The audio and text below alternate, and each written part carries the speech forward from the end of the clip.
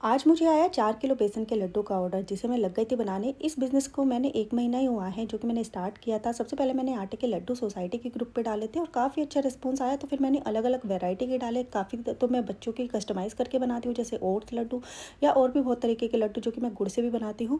तो यहाँ पे पाव के ये जो पैक है ना, मैंने पैक कर दिए हैं, ये आज जाने वाले हैं मेरे। साथ में मैं यहाँ पे आटा के गोंद के लड्डू भी बनाने वाली हूँ, ये भी मेरे ऑर्डर के ही हैं, 3 से 4 किलो हैं, ये भी मेरे को कल तक डिलीवर करना है। साथ ही मैं स्नैक्स वगैरह भी बनाती हूँ, जैसे मठिया, नमक पारे, काफ़ी सारी चीज़ें बनाती हूँ जो कि मैंने अभी होली पे काफ़ी डिलीवर किया है। तो साथ ही में मैंने यहाँ पे मठिया रेडी कर ली हैं, कुछ तो जा चुके हैं, कुछ अभी बची हुई है, तो आज मुझे डिलीवर करना है। मिलती हूँ मैं नेक्स्ट ब्लॉग में। Bye bye.